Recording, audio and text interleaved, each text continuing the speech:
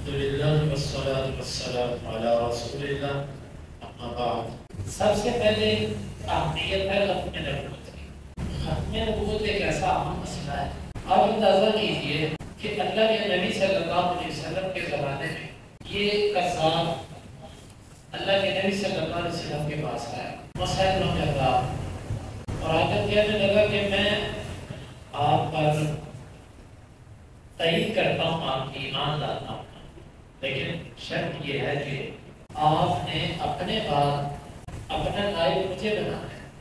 آپ صلی اللہ علیہ وسلم کے ہاتھ میں چھڑی تھی، آپ نے فرمایا کہ تم نبوت کی نیابت کی بات کرتے ہو، یہ چھڑی جو بڑے ہاتھ میں ہے نا، یہ چھڑی یہ بھی میں نہیں دے سکتا۔ کیوں؟ کیونکہ یہ معاملہ اللہ کے پاس ہے، اللہ جسے چاہے اس کا نائب بنائے۔ یہی دلیل ہے ابو بکر کے حق خلیفہ۔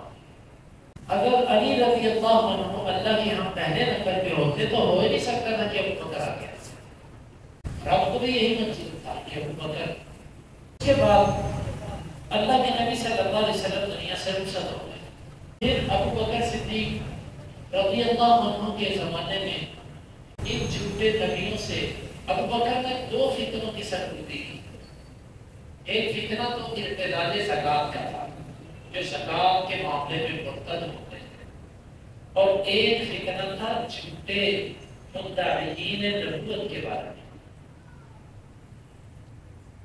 اس میں اسود عنسی، مسلمہ کذاب، اور اسی طرح سجا اور کچھ ایک خاتون اور ایک مرد جنہوں نے نبوت کے دعوے کیے۔ خلیفۃ المسلمین نے ان کے خلاف ایسا جہاد کیا، اور تاریخی جنگیں، یمامہ کی جنگ کو آپ دیکھ لیجیے، ایک تاریخی جنگ ہے، اس کے اندر کتنے مسلمان شہید ہوئے، اتنے مسلمان کہ اللہ کے نبی صلی اللہ علیہ وسلم کی ساری زندگی میں جنگوں کے اندر اتنے مسلمان شہید نہیں ہوئے جتنے یمامہ میں۔ حالانکہ اس کا مسئلہ یمن کے اندر وہ اس طرح تھا، لیکن اس کی سرکوبی کی گئی کہ ضروری تھا ختم نبوت کا تحفظ، عقیدہ ختم نبوت کا تحفظ ضروری تھا۔ اس کے بعد امت کے اندر جتنے بھی قذاب آئے، ہر ایک کے لیے اللہ تعالیٰ نے کوئی نہ کوئی مجاہد کھڑا کیا، حتیٰ کہ یہ جھوٹا انسان قادیانی، غلام قادیانی، یہ نمودار ہوا ہندوستان۔ اس کے کئی روپ تھے۔ سب سے پہلے یہ اسلام کا ایک اسکالر بن کے سامنے آیا، اس نے عیسائیوں کے خلاف کتاب لکھی، پہلی کتاب اس نے لکھی احمدیہ، براہین احمدیہ، اور یہ کتاب لکھی اور اس سے ایک دن شاعری کی، پھر دوسری دن پھر چوتھی، اس سے لوگوں سے وعدہ کیا کہ میں 50 زندگی لکھوں گا عیسائیوں کے خلاف۔ لوگوں سے پیسے بھی وصول کرنے شروع کر دیے، ایڈوانس ہوتی کتاب لکھی بھی نہیں، چھپی تو دور کی بات، اور اس کے پیسے جمع کرتا۔ پھر کیا بات، کوئی 4-5 جلدیں اس کی چھپی ہوئی، لوگوں نے کہا جناب چھٹی جلد کا ہے، آپ نے تو 50 جلدوں کا وعدہ کیا، تو ہم تو انتظار میں 45 مزید جلدوں کی۔ کہتا 5 اور 50 میں ایک صفر کا فرق ہے، ایک صفر لگاؤ 50 میں رہے۔ اس کے بعد پھر اسے دوسرا دعویٰ کیا کہ میں مجدد ہوں، جو دین کا احیاء کرتا ہے۔ صدی کے اندر اللہ نے مجھے مجدد بنا دیا ہے۔ کچھ دیر اس دعوے پہ رہا، پھر تیسرا دعویٰ اس نے کیا، اس نے کہا نہیں میں مہدی، وہ جس کا حدیث کی کتاب میں ذکر آتا مہدی کو میں ہوں۔ خیر اس پر بھی علماء نے اس کی گرفت کی۔ اس نے کہا چوتھا دعویٰ کہ میں مہدی نہیں، میں مسیح موعود، مسیح موعود یعنی عیسیٰ علیہ السلام جن کے دوبارہ واپس آنے کا وعدہ کیا گیا، کہتا وہ میں ہوں۔ اس وقت بھی علماء نے اس کو پکڑا، انہوں نے کہا وہ تو دجال کو قتل کرے گا، اور دجال وہاں پہ قتل ہوگا رابع بدر جو فلسطین کے اندر ہے، عیسیٰ علیہ السلام اس کو قتل کرے گا۔ یہ کہنے لگا کہ رد سے مراد لدھیانہ ہے، ہندوستان کا شہر لدھیانہ، اور یہ جس دجال کو قتل کرنے کا ذکر ہے، اس سے مراد یہ سارے مولوی ہیں جن کو میں دلائل سے قتل کروں۔ اس پر بھی اس کو تسلی نہ ہوئی، لوگوں نے اس کو پکڑا، ذلیل کیا، رسوا کیا، جس طرح کے ہمارے سادہ محترم کا مناظرہ ہوا مرزائی مربی کے ساتھ، اس بات میں تھا وہ کہتا کہ ہمارا جو مرزا قادیانی ہے یہ وہ عیسیٰ علیہ السلام، اس سے تو چلو ٹھیک ہے۔ مناظرہ شروع ہوا، اس نے اٹھ کر اپنے دلائل دینے کی کوشش کی جن کو وہ دلائل سمجھتا تھا۔ ہمارے استادوں کی باری آئی تو انہوں نے کھڑے ہو کے کہا کہ مجھے مرزے کی ماں کا نام پتا ہے۔ بس وہ کہنے لگا یہ کیا بات ہوئی، مرزے کی ماں کا نام، دلائل پیش کرو یا میرے دلائل کا جواب دو۔ انہوں نے کہا تم مرزے کی ماں کا نام بتا۔ اس پہ بات رک گئی، وہ کہے دلائل، وہ کہیں بات چلے گی، لیکن بشرطے کہ تم پہلے مرزے کی ماں کا نام بتاؤ۔ بات طول پکڑ گئی، تکرار لمبا ہو گیا، لوگ جو موجود تھے وہ کہنے لگے کہ یار تم بتا ماں کا نام مرزے کی، کیا فرق پڑتا بات آگے چلے۔ اب وہ مرزے کی ماں کا نام نہ بتائے، کیونکہ دعویٰ یہ تھا کہ مرزا عیسیٰ ہے اور عیسیٰ کی ماں کا نام تو مریم ہے، اور مرزے کی ماں کا نام اس کی کتابوں میں لکھا چراغ بی بی عرف کسیٹی، کہ میں نے کہہ رہا لکھا ہوا کتاب میں لکھا ہوا چراغ بی بی عرف کسیٹی۔ اب وہ مرزے کی ماں کا نام کر رہا ہے، وہ کہیں بات آگے نہیں چلے گی جب تک تو مرزے کی ماں کا نام نہیں بتائے گا۔ خیر بندے بیچ میں پڑ گئے، آدمی بیچ میں پڑ گئے، مولوی کو مرزائی کو بتانا پڑا۔ کہتا ہے جی ان کی ماں کا نام کا چراغ بی بی۔ ان کا بیوقوف، جس عیسیٰ نے واپس آنا اس کی ماں کا نام چراغ بی بی ہے جو مریم ہے۔ بات ختم۔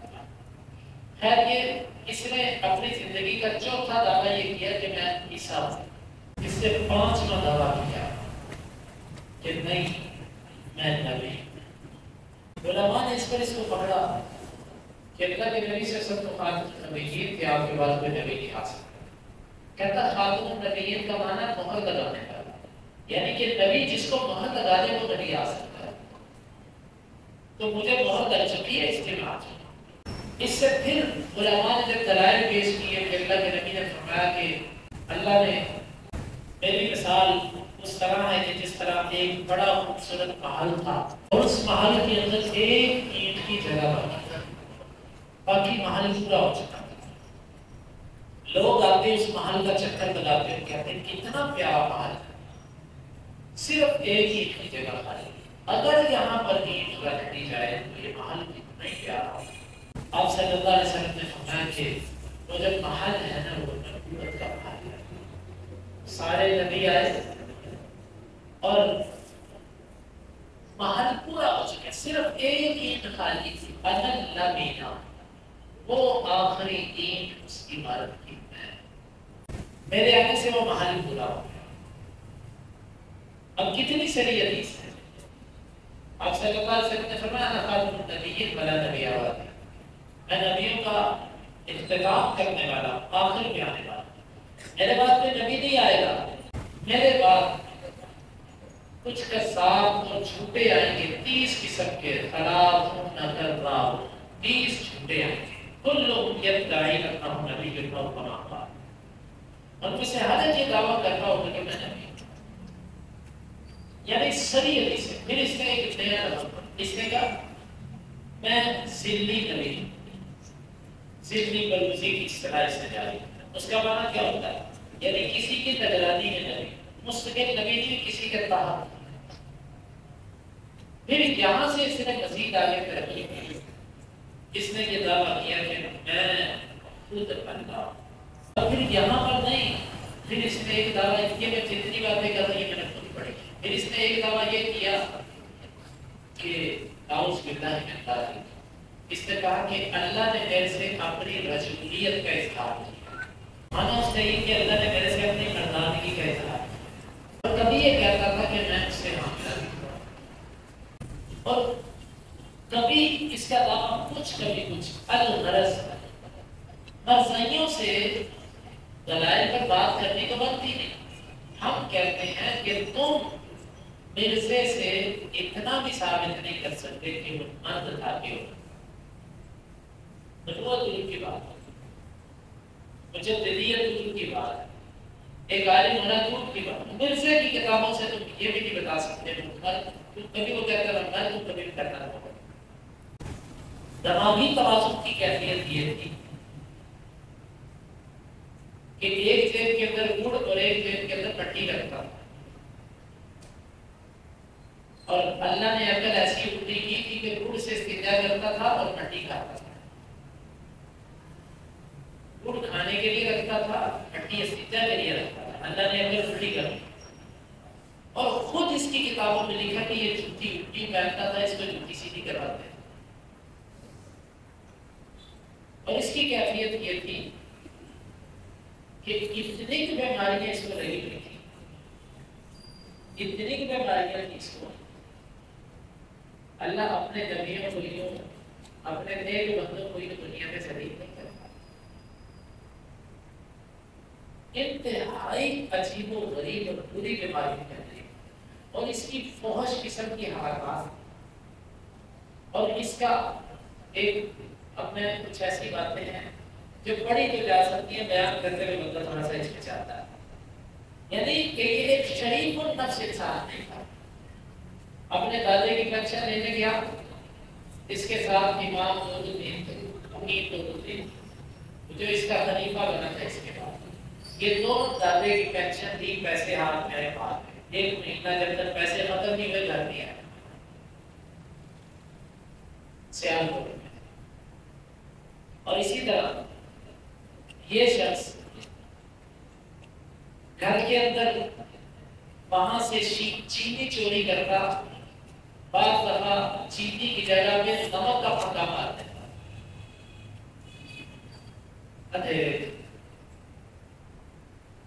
الغرض یہ جو اس کی عادات، جو اس کی حرکات آتی ہیں، اس کے مطابق یہ شریف انسان کے لیے ہے۔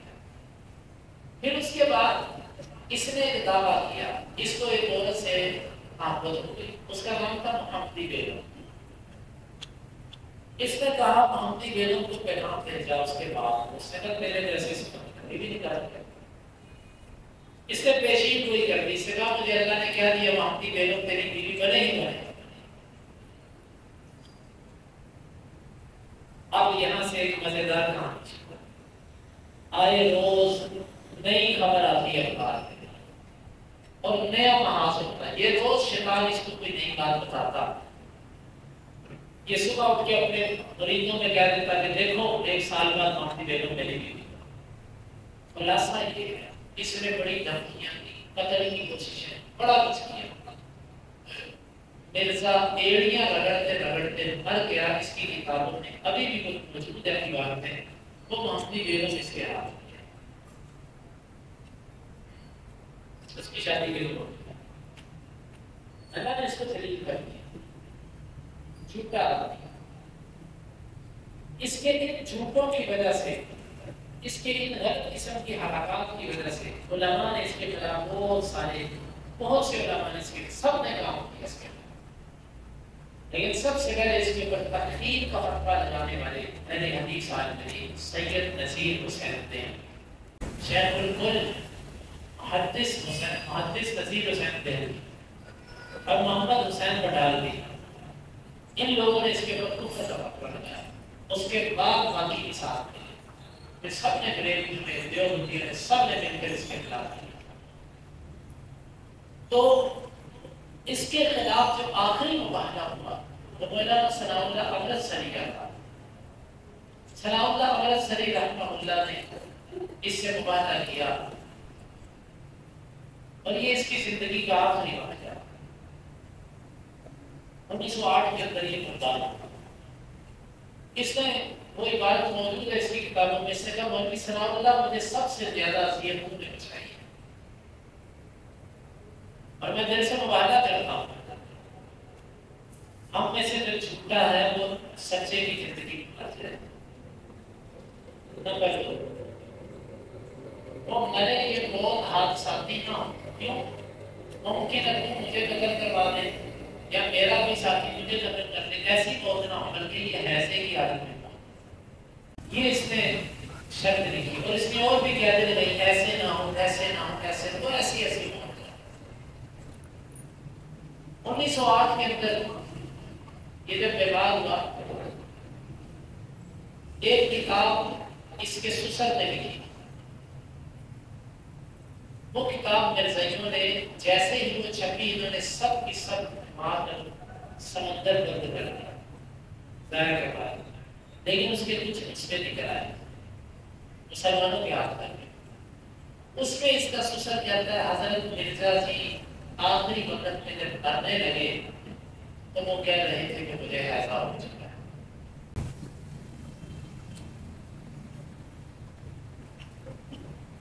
اور وہیں پر یہ قضائے حاجت کرتے کرتے اس حالت میں یہ مارا 1908 کے اندر۔ مولانا ثناء اللہ امرتسری رحمہ اللہ پاکستان بننے کے بعد 1948 پاکستان آئے۔ 1948 میں سرگودا کے مقابلہ یہ ایک مرزا کی میں نے مختصر سی جو میرے ذہن میں خاکہ تھا میں نے لکھایا، مگر نہ اس کی باتیں اتنی ہیں کہ ایک لمبی مجلس چاہیے، اس کی بے وقوفی، اس کی حماقت، اس کی شیطانیت کو بیان کرنے کی۔ بس جب اللہ کسی کا دماغ خراب کرتا ہے تو ایسے ہوتا ہے۔ اس سے کسی نے پوچھا کہ تیرے کو جو فرشتہ بھائی لے کر آتا اس کا نام کیا کرتا ہے؟ Teach teach. وہ اس کی کتابوں میں لکھا ہے، روحانی فضائل ایک کتاب چھپی ہے،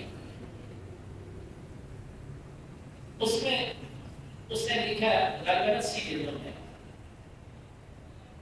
اس میں وہ لکھتا ہے کہ اس سے پوچھا گیا تھا ٹیچی ٹیچ، اور وہی تیرے پر کیا آتی ہے؟ کبھی کہتا تھا میرے پر وہی آتی ہے آئی لو یو، کبھی انگلش کے لفظ بولتا، کبھی کوئی بولتا، کبھی کوئی شیطان آتی ہے نا ان لوگوں کے پاس، شیاطین ان کو پاگل بناتے ہیں۔ پھر ان پر زمین کا فتنہ پاکستان کے اندر بڑھنا شروع ہوا۔ انہوں نے پاکستان کے اندر بڑی تیزی سے کام کیا، لوگوں کو پیسہ دیتے، لوگوں کو کہتے تمہیں باہر جانا ہے، ہاں جانا ہے، اس کو کہتے تجھے باہر کی نیشنلٹی بھی ملے گی، عورت بھی ملے گی، پیسہ بھی ملے گا۔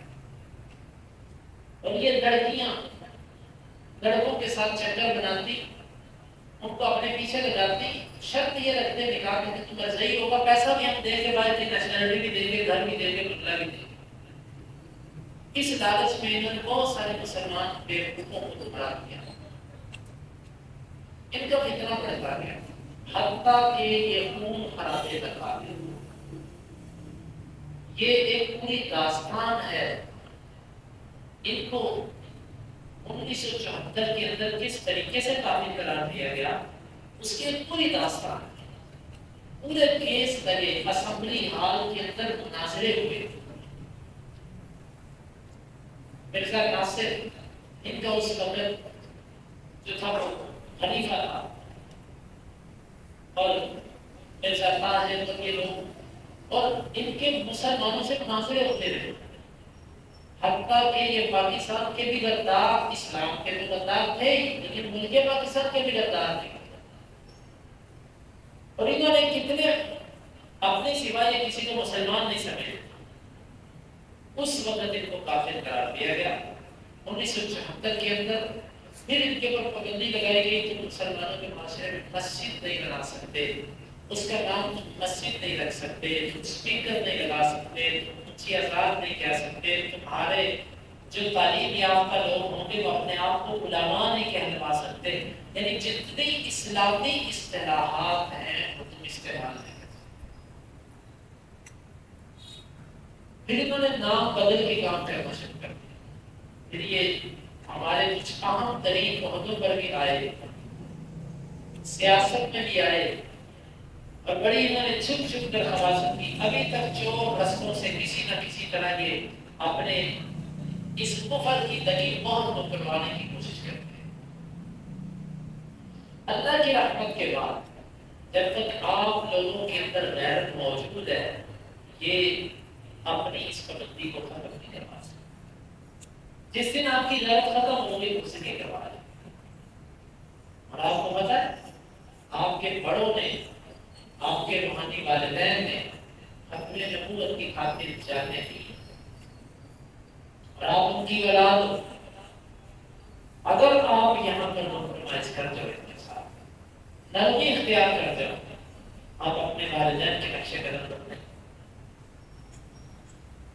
انہوں نے شاہ فیصل کو خط لکھا، شاہ فیصل کے زمانے میں، یہ وہی 70-80 کی بات ہے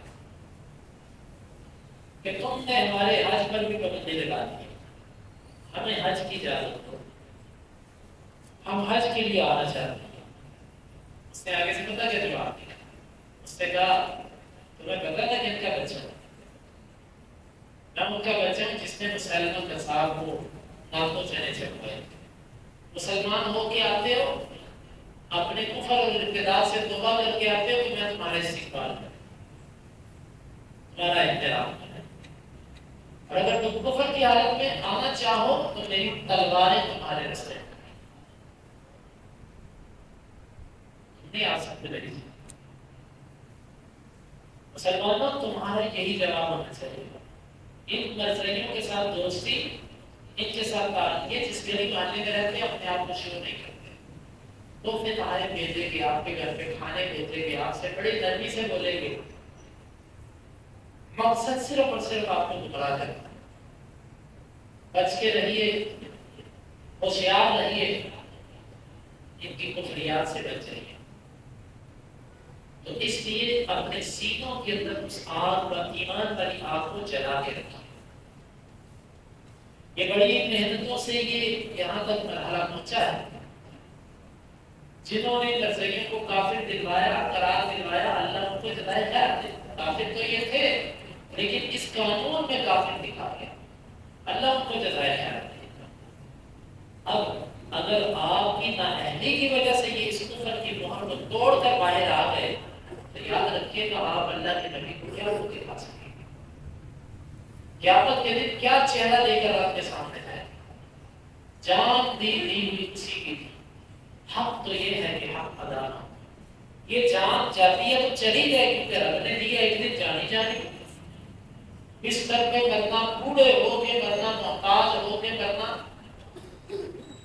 ایسی محتاجگی کی موت سے جوانی کی ایمان پر عزت والی شہادت اچھی. تو انشاءاللہ العزیز ہم یہ عزم کرتے ہیں اپنے اللہ سے کہ ہمارے جیتے جی انشاءاللہ یہ نکل نہیں سکے گے. اور انشاءاللہ العزیز ہم ان میں سے جو ہمارے معاشرے میں رہتے ہیں ان کو اسلام کی دعوت دیں گے، کیونکہ ہمارا اسلام امن پسند مذہب ہے. ہم ان کو اسلام کی دعوت دیں گے، اسلام کی طرف کھینچیں گے. اور اگر کہیں یہ ہمیں اپنی دعوت دیتے ہوئے نظر آئے تو پھر ہم سے جو ہو سکتا ہو بات کریں. اللہ تعالیٰ سے دعا ہے اللہ تعالیٰ حق وہ سمجھنے کی اور اس پر عمل کی توفیق عطا فرمائے. اللہ جنت زندہ رکھے ایمان رکھے. اللہ ہمیں صحیح حق میں نبوت کی عقیدے کا چوکیدار بنا دے. اللہ اسی پر ہماری زندگی رکھے اور اسی پر ہماری سبحان اللہ.